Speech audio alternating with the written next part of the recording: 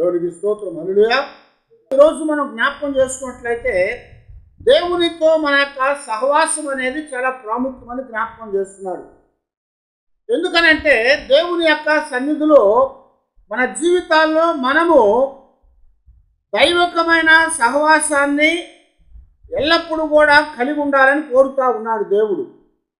దేవుడు మొట్టమొదట మానవుని ఎందుకు సృజించాడయ్యా అంటే దేవునితో సహవాసములో జీవించాలని, దేవునితో సహవాసముందు ఆనందించాలని మానవుని సృజించాడు దేవుడు.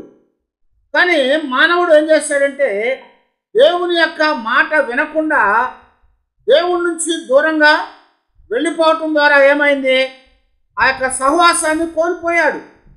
కాబట్టి ఈరోజున మనమందరము కూడా మన దైవిక సంబంధమైనటువంటి సహవాసం అనేది ఎలాగున్నది, మన పరమ తండ్రి అయినటువంటి దేవునితో మన సహవాసం ఎలాగున్నదని ఒకసారి మనం జ్ఞాపకం చేసుకోవాలని దేవుడు కోరుకుంటా ఉన్నాడు.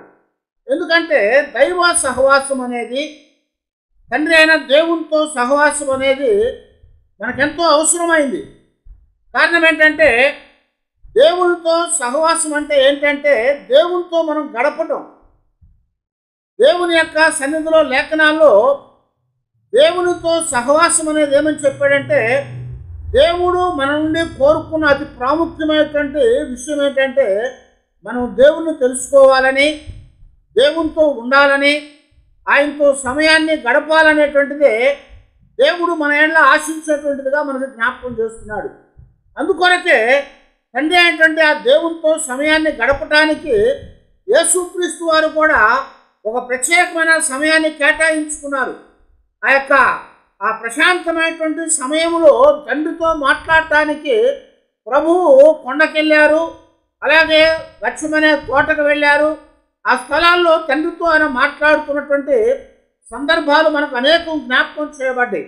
అందువలన వాటన్నిటిని బట్టి మనం గమనిస్తూ ఉన్నప్పుడు యేసుక్రీస్తు వారు తండ్రిని ఎక్కువగా ప్రేమించినటువంటి ఆ వ్యక్తిగా ఆదర్శంగా మనకు నిలుస్తూ ఉన్నాడు.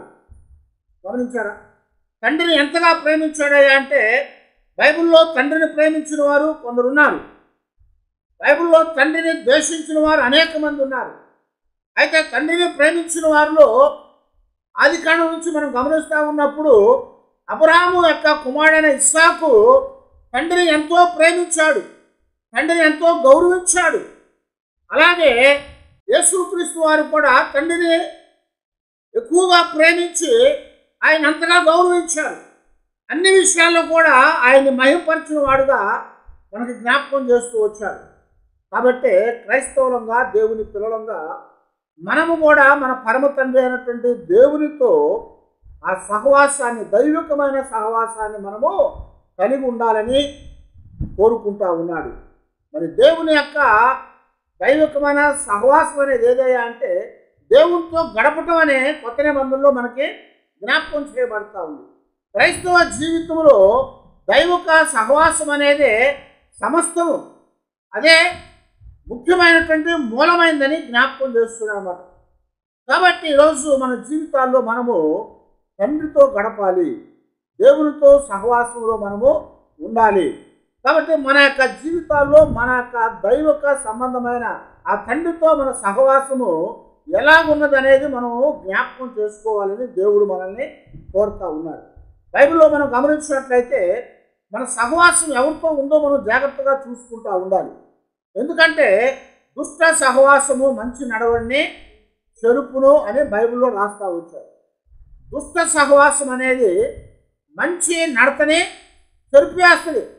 కనుక దుష్ట సహవాసము లేకుండా మంచి సహవాసాన్ని మనం కలిగి జీవించాలి. ఆ మంచి సహవాసం అనేది మన జీవితాలకి ఆశీర్వాదాన్ని తెచ్చేదిగా ఉంటుంది. చూస్తున్నట్లయితే బైబిల్లో దేవుని పిల్లలంగా మనము ఎవరెవరితో సహవాసం కలిగి ఉండాలయ్యా అంటే దేవుడు జ్ఞాపకం చేస్తున్నాడు కదా. మొట్టమొదట మనం దేవునితో సహవాసాన్ని కలిగి ఉండాలని చెప్తున్నాడు. మొదటి కొరింథీయులకు రాసిన పత్రికలో 7వ అధ్యాయం 24వ వచనం మందు, సహోదరులారా, ప్రతి మనుష్యుడును ఏ స్థితిలో పిలువబడినో ఆ స్థితిలోనే దేవునితో సహవాసము కలిగి ఉండవలను. హల్లెలూయా. ఎవరితో ఉండాలంటే సహవాసము దేవునితో ఉండాలని చెప్తున్నాడు. దేవునితో మనం సహవాసం ఉండాలి. అందుకే అన్నాడు పౌలు, ప్రతి మనుష్యుడు అంటే మనుషులు అంటే ఎవరు?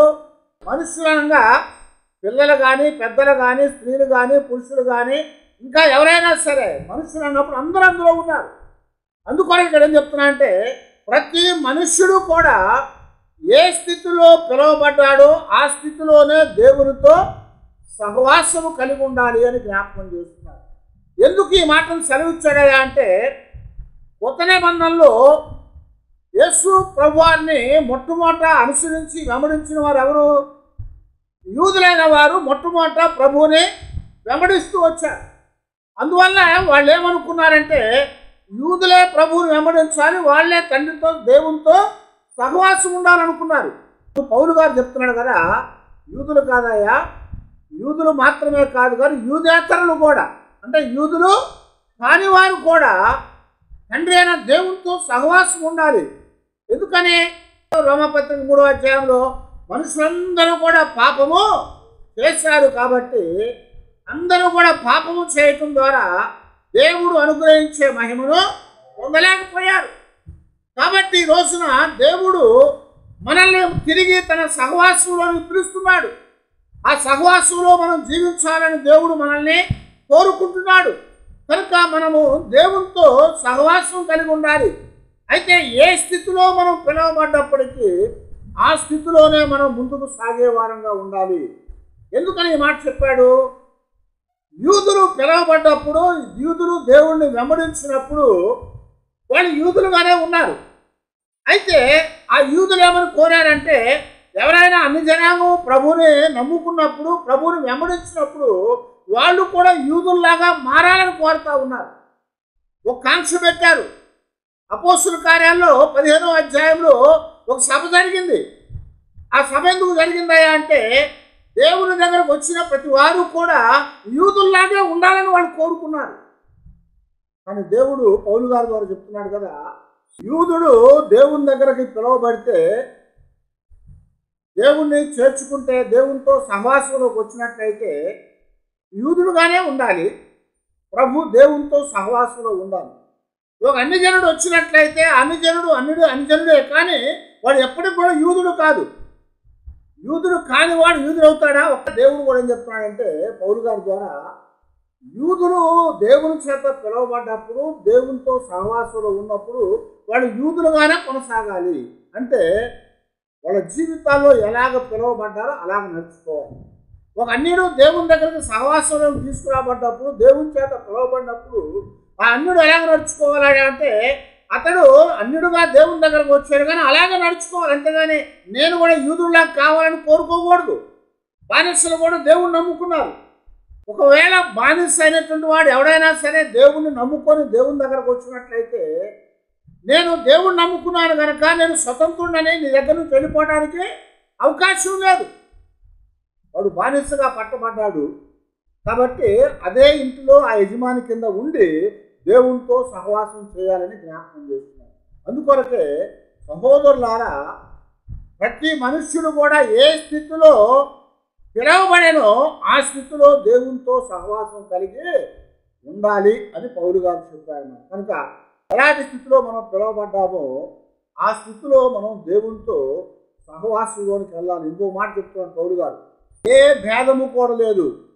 గ్రీసు దేశస్థులని లేదు, యూదులని భేదము లేదు, స్త్రీ అని పురుషులని భేదము లేదు కదా, దాసుడని యజమాని భేదము లేదు, అందరం కూడా ఒక్కటే అని చెప్పాడు.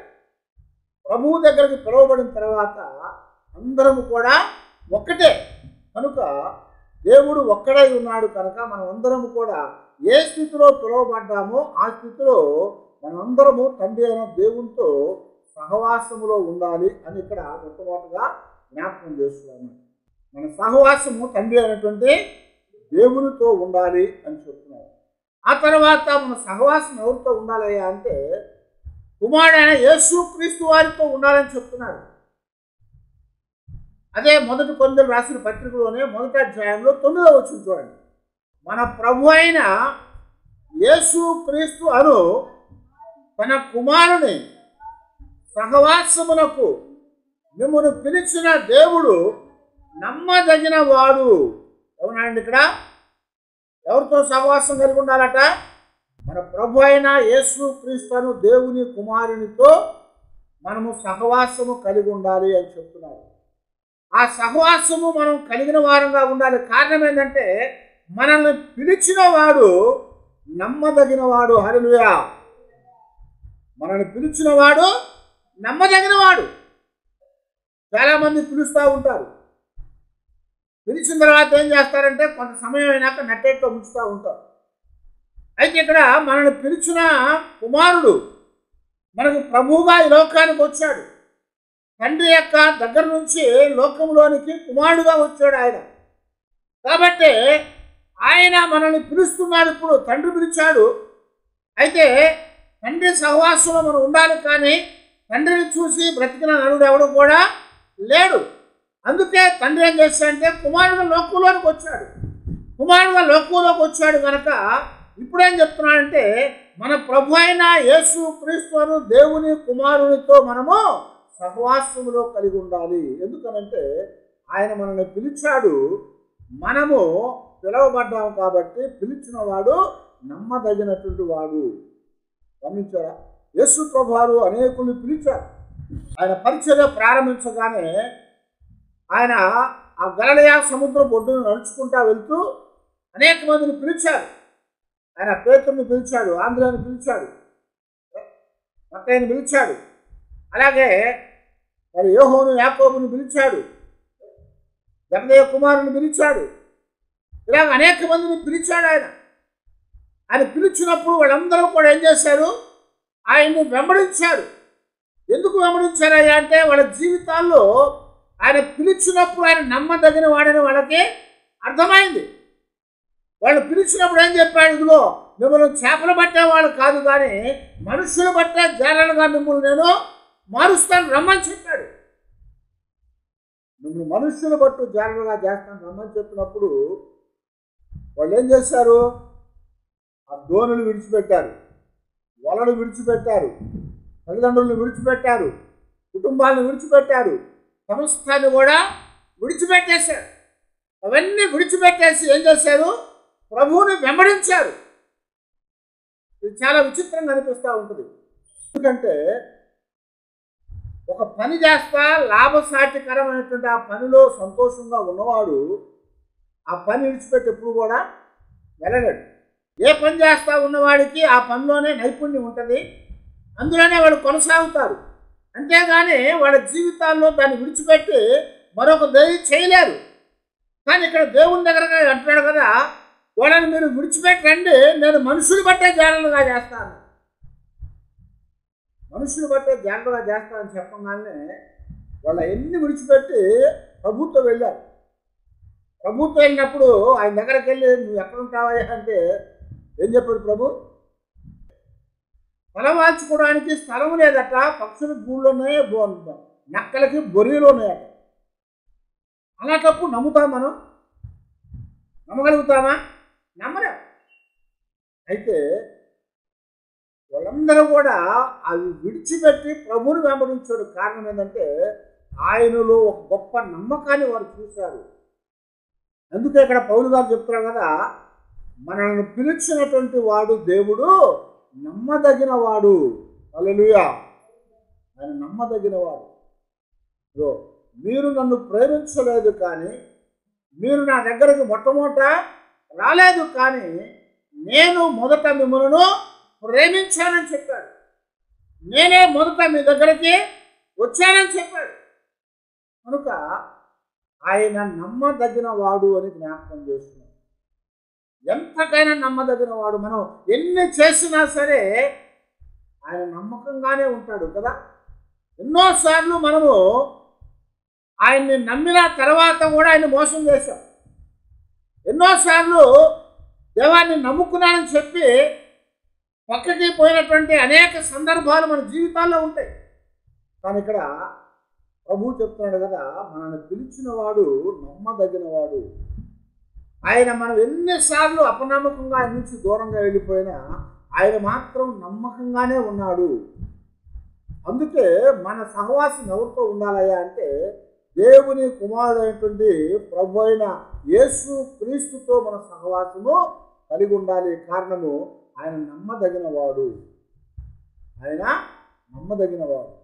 ఆయనతో మన సహవాసాన్ని కలిగి మన సంతోషంతో జీవించాలని దేవుడు కోరుకుంటా ఉన్నాడు.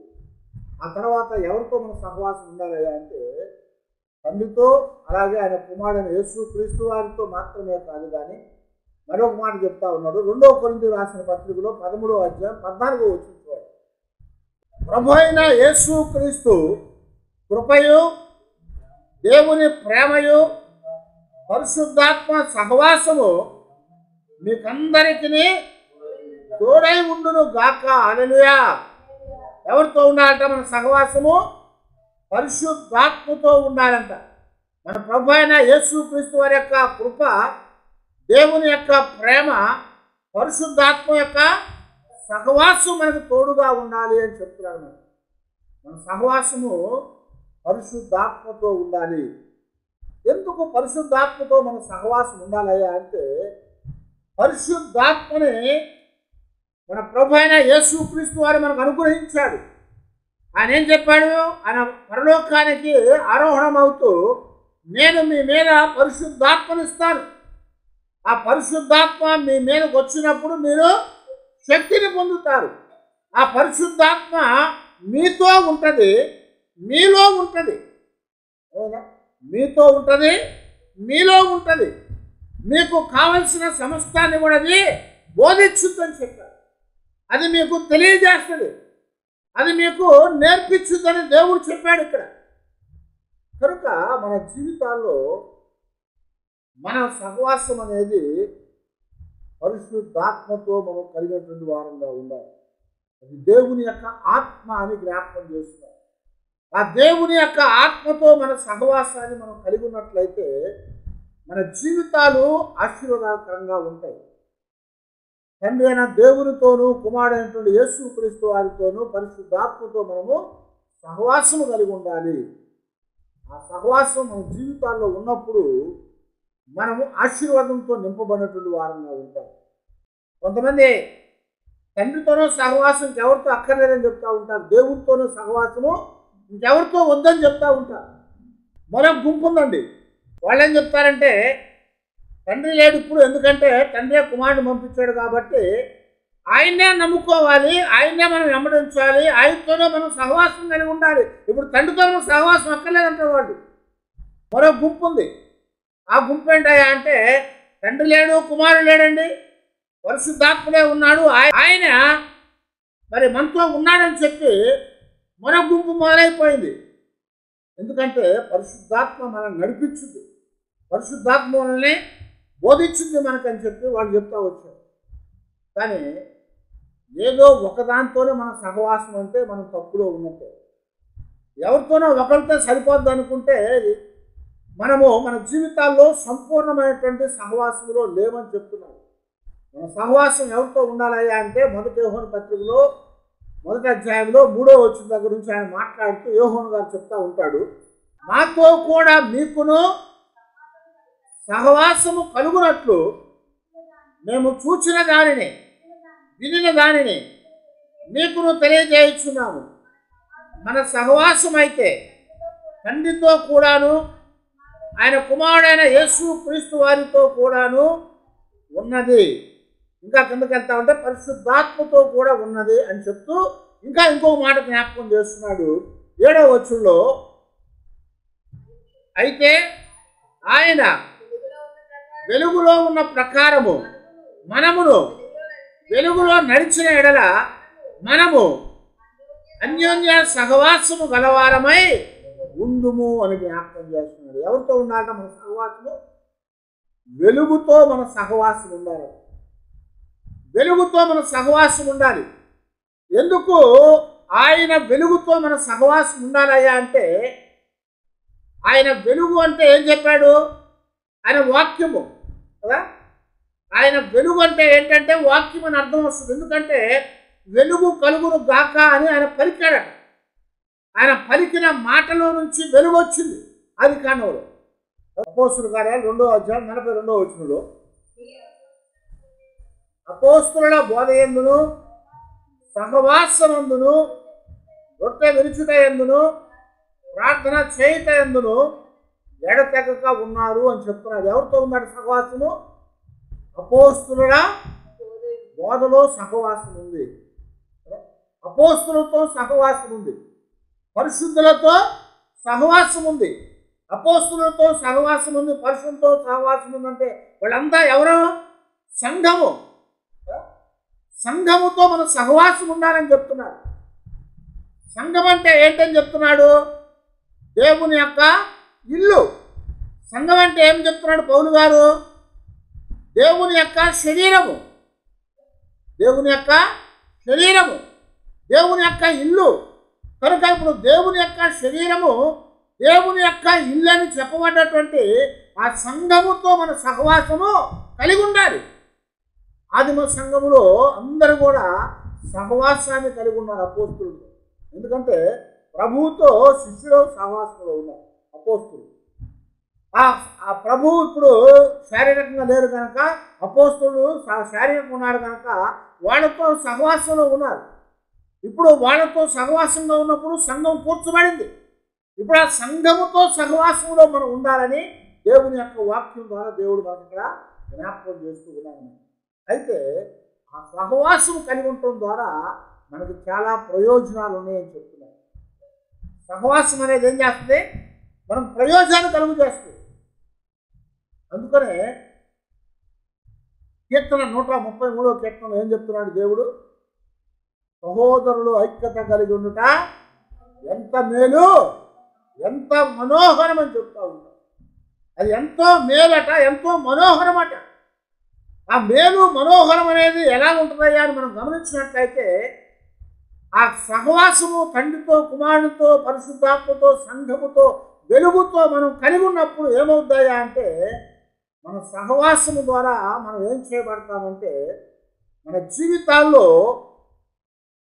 దేవునిలో స్నేహాన్ని పెంచుకునే వారంగా ఉంటాము. మన సహవాసం ఏం చేస్తుంది? స్నేహాన్ని పెంచేదిగా ఉంటుంది, అభివృద్ధి చేసేదిగా ఉంటుంది. స్నేహం అంటే ఏంటి?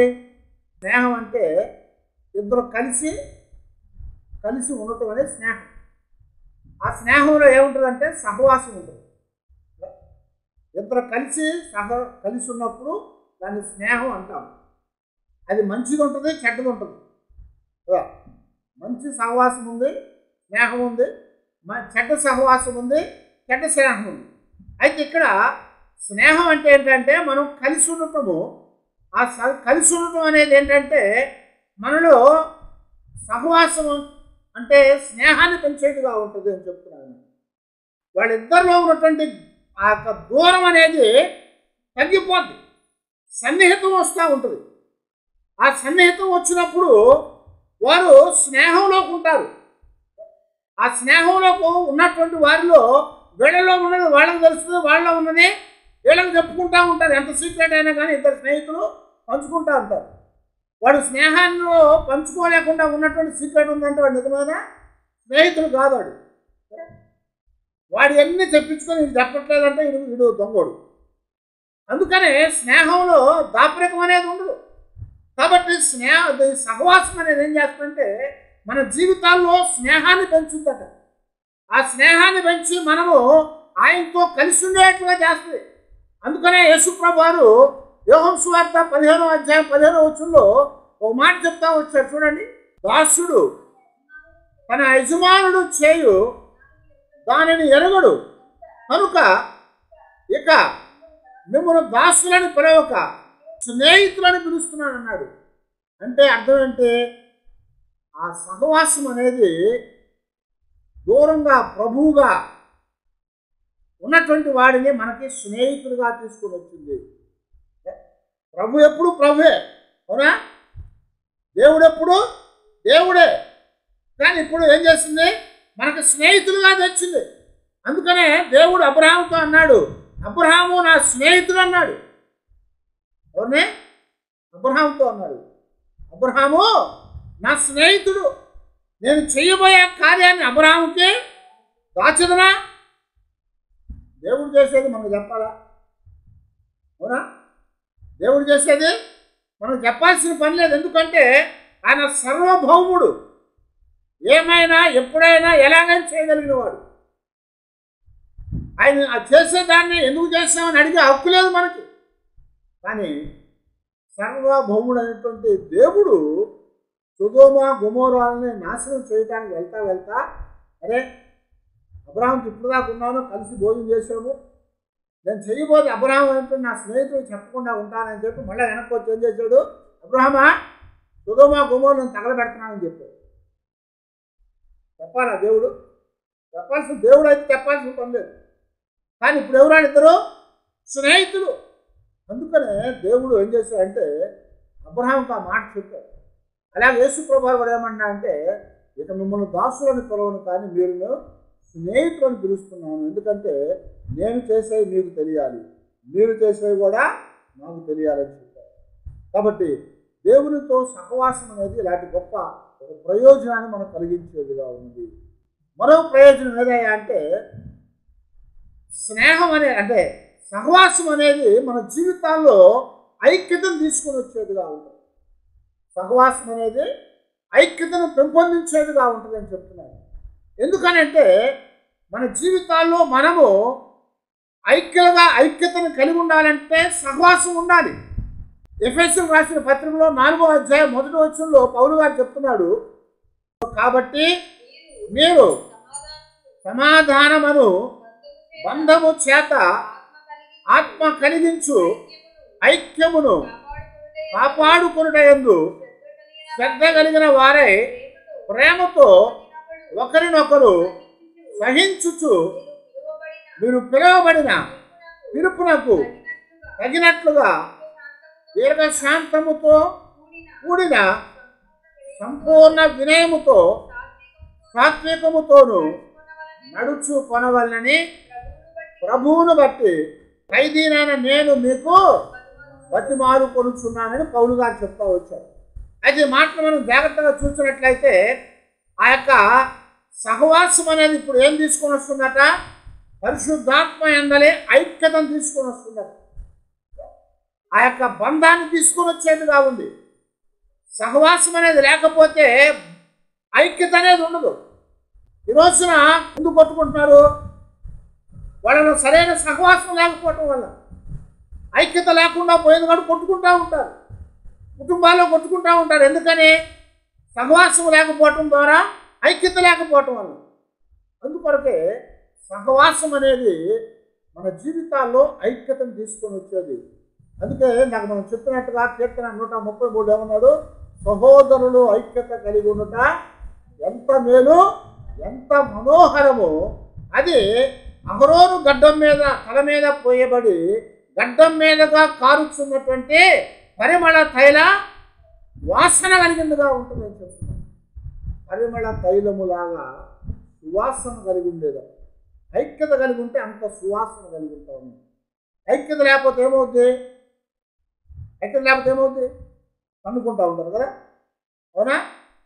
ఐక్యత లేకపోతే కన్నుకుంటారు. కుటుంబాల్లో కొట్టుకుంటూ ఉంటారు. ఎందుకు కొట్టుకున్నారు? ఐక్యత లేదు కాబట్టి. దేశంలో కొట్టుకున్నారు. ఎందుకు? ఐక్యత లేకపోబట్టి.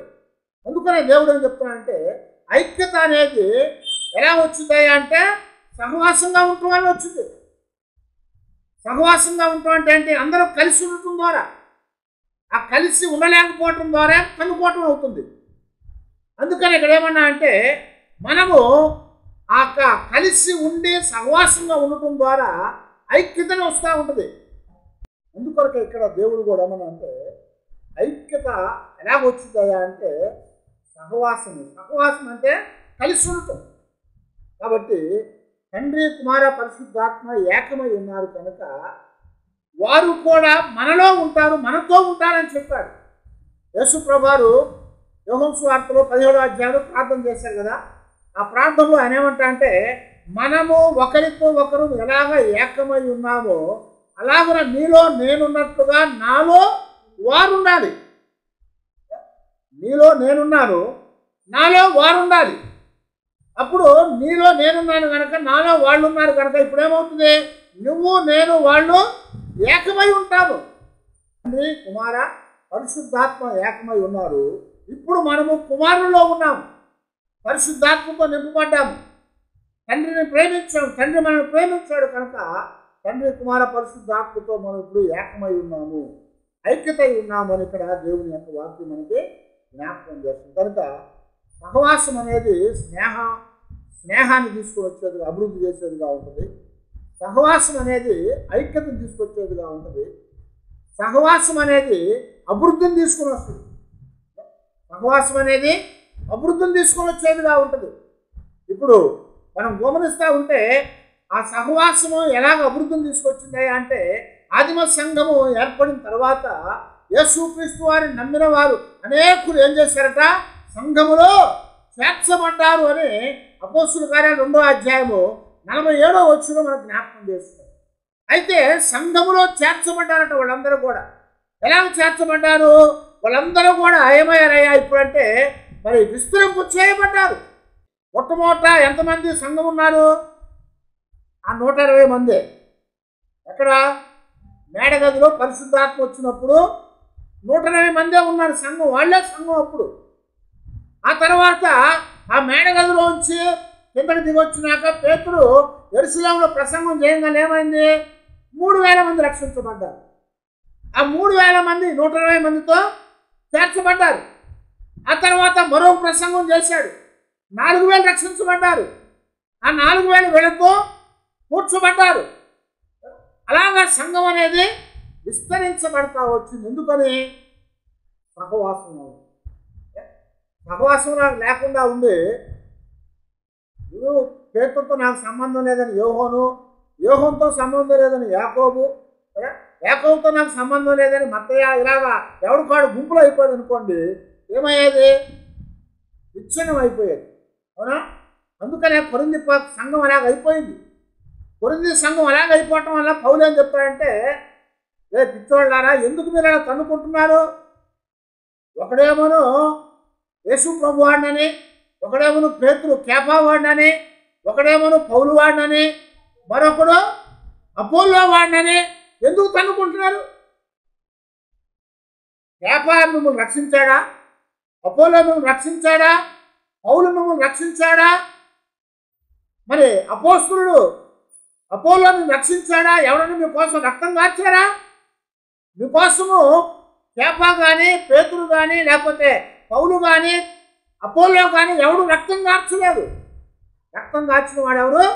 యేసుక్రీస్తు. కాబట్టి నాకు తన్నుకుంటే గుంపులు అయిపోతే విచ్ఛిన్నమైపోతారు. విచ్ఛిన్నమైపోతారు కనుక మీరు సహవాసంలో ఉండండి అని పౌలు గారు చెప్తా వచ్చారు. చాలా సందర్భాల్లో విచ్ఛిన్నం అవటం వల్ల ఏమవుతుంది తెలుసా? అభివృద్ధి అనేది ఆగిపోతూ ఉంటుంది. మన దేశం ఎందుకు అభివృద్ధి పొందదంటే, ఇంకోటి అభివృద్ధి పొందితే మనం ఒప్పుకోం. పీతలు డబ్బాలో పీతలు వేసి మూత పెడితే ఎట్లా కొట్ట ఒక పీత వాడి మీద వీడి మీద పైకి వచ్చి ఆ మూతను పక్కన పెడతా ఉందనుకో, ఆ మూత పక్కన పెడితే ఏమవుతుంది? అది బయటపడుతుంది. అది బయటపడింది అనుకో, లోపల ఉన్న పీతలు కూడా ఒకటి బయటకు వచ్చేయచ్చు. అన్నీ డబ్బాల నుంచి బయటకు వచ్చేస్తాయి. ఇవన్నీ సాగకుండా బతుకుతాయి. అవునా? అలా కాకుండా ఏం చేస్తూ ఉంటారంటే, వీడు పైకి వెళ్ళిపోయి మూత తెస్తున్నాడు, వీడు బయటకు వెళ్ళిపోతాడేమో, ఆడెందుకు బయటకు వెళ్ళాలి, మనం ఎందుకు లోపల ఉండాలని ఆయన కూడా కిందకు లాగుతారు. అయితే ఇక్కడ దేవుని యొక్క సన్నిధిలో జ్ఞాపకం చేస్తున్నాడు, సహవాసం అనేది మన జీవితాల్లో అభివృద్ధిని తీసుకుని వచ్చేదిగా ఉంటుంది. సహవాసం లేకపోతే అభివృద్ధి కలగదు. అందుకే మన జీవితాల్లో ఆత్మ సంబంధంగా కూడా అభివృద్ధి కావాలంటే మనము తండ్రి అయిన దేవునితో, కుమారుడైన యేసుక్రీస్తు వారితో, పరిశుద్ధాత్మతో, అలాగే ఆయన వెలుగు వాక్కుతో మనము సంఘముతో సహవాసం కలిగి ఉండాలి. చివరికి సంఘంతో కూడా సహవాసం కలిగి ఉండాలి. సంఘంతో కూడా సహవాసం లేకపోతే ఏమవుతామయ్యా అంటే, ఒంటరి వాళ్ళమై ఆరిపోయిన స్థితి వస్తుంది. ఒంటరి వాళ్ళమై ఆరిపోయే స్థితి వస్తుంది. ఒకవేళ మనము సహవాసంలో లేకపోతే ఏమవుతామయ్యా అని ఒకసారి ఆలోచన చేసినట్లయితే, దేవుని వాక్యంలో ఆదికాండం 3వ అధ్యాయం 24వ వచనం చదవండి. ఆయన ఆదామును వెలగొట్టి ఏదెను తోటకు తూర్పు దిక్కున కెరూబులను జీవ వృక్షములకు పోవు మార్గమున కాచడానికి ఇటు అటు తిరిగేటువంటి అగ్ని ఖడ్గ జ్వాలలను అడ్డుగా ఉంచాడు అని చెప్తున్నాడు. ఇప్పుడు ఏమైందట? సహవాసం కోల్పోతే దూరంగా వెళ్ళిపోతాం. సహవాసం పోవటం ద్వారా దేవునితో ఆదాము అవ్వ ఏం చేయబడ్డారు? తోలివేయబడ్డారు. మళ్ళా రాకుండా అడ్డం ఉంచబడ్డారు. అంతకుముందు మనం గమనిస్తూ ఉంటే 2వ అధ్యాయంలో దేవుడు చల్లపూట ఏదేను తోటలకు వచ్చినప్పుడు వాళ్ళు దేవుని దగ్గరికి పరిగెత్తుకొని వచ్చేవాళ్ళు, దేవునితో మాట్లాడుతూ ఉండేవాళ్ళు, దేవునితో జీవిస్తూ ఉండేవాళ్ళు, సంతోషిస్తూ ఉండేవారు. కానీ ఎప్పుడైతే వాళ్ళు ఆ సహవాసాన్ని పోగొట్టుకున్నారో దేవునితో కాకుండా వాళ్ళు ఇప్పుడు ఏం చేశారు? సాతానుతో సహవాసాన్ని పెట్టుకున్నారు. ఎవరితో? దేవునితో సహవాసాన్ని కత్తిరించి సాతానుతో కలుపుకున్నారు. అందువల్ల ఏమైంది? వాళ్ళ జీవితాల్లో దేవుని సహవాసం పోగొట్టుకున్నారు కనుక సాతానుతో వాళ్ళు సహవాసం కలిగి ఉండటం వల్ల వాళ్ళు దేవుని నుంచి దూరం చేయబడ్డారు, దేవుని యొక్క ఆశీర్వాదాల నుంచి దూరం చేయబడ్డారు, జీవవృక్ష ఫలాలను పొందకుండా వాళ్ళు దూరం చేయబడ్డారు. ఇప్పుడు అసలు సస్యములతో నిండి ఉన్నటువంటి ఏదేను తోటలో నుంచి బయటికి తోలివేయబడ్డారు. మళ్ళా దగ్గరికి రాకుండా వారికి అడ్డుగా ఉంచబడింది. వాళ్ళు మళ్ళా దేవుని చేరుకోలేనటువంటి పరిస్థితి వాళ్ళకి ఏర్పడింది. కారణం ఏంటి? దేవునితో, తండ్రితో, అలాగే కుమారునితో, పరిశుద్ధాత్మతో, వెలుగుతో, అక్కడున్న అందరితో సహవాసం పోగొట్టుకోవటం ద్వారా ఆదాము అవ్వలు ఇద్దరు కూడా బయటికి తోలివేయబడ్డారు. అందుకొరకే మనము సహవాసం అనేది ఎప్పుడు కూడా పోగొట్టుకోకుండా జాగ్రత్తగా ఉండాలి. మన సహవాసం అనేది ఎల్లప్పుడూ కూడా సరిగా ఉండేట్టు మనం చూసుకోవాలి. మన సహవాసంలో తేడా వచ్చిందంటే మన జీవితాల్లో స్నేహాన్ని పోగొట్టుకుంటాము, మన జీవితాల్లో మరి ఐక్యతను పోగొట్టుకుంటాము, మన జీవితాల్లో అభివృద్ధిని పోగొట్టుకుంటాము. దేవుడి నుంచి దూరంగా చేయబడి గొప్ప శాపాన్ని, ఆ యొక్క కష్టాన్ని, నాశనాన్ని తెచ్చుకునే వారంగా ఉంటాము. దేవునితో సహవాసం పోగొట్టుకొని చాలామంది నాశనం అయిపోయారు. అలాగే సంసోను అలాగే దేవునితో సహవాసం పోగొట్టుకొని బందీ అయిపోయాడు. సౌలు దేవునితో సహవాసాన్ని పోగొట్టుకొని ఏమయ్యాడు? చచ్చిపోయిన వాడయ్యాడు. అలాగే ఇంకా మనం బైబిల్లో చూస్తూ ఉంటే అనేక మంది దేవునితో సహవాసాన్ని పోగొట్టుకొని వాళ్ళ జీవితాల్లో గొప్ప నష్టాన్ని తెచ్చుకున్నారు. కాబట్టి ఈ యొక్క ఫాదర్స్ డే సందర్భంగా తండ్రి అయిన దేవునితో, ఆయన కుమారుడైన యేసుక్రీస్తు వారితో, ఆయన పరిశుద్ధాత్మతో, ఆయన వాక్కు అయినటువంటి వెలుగుతో, ఆయన పిల్లలైనటువంటి సంఘముతో మనం సహవాసాన్ని కలిగి ఆయనతో మనం జీవించినట్లయితే మన జీవితాలకి మేలు కలుగుతుంది.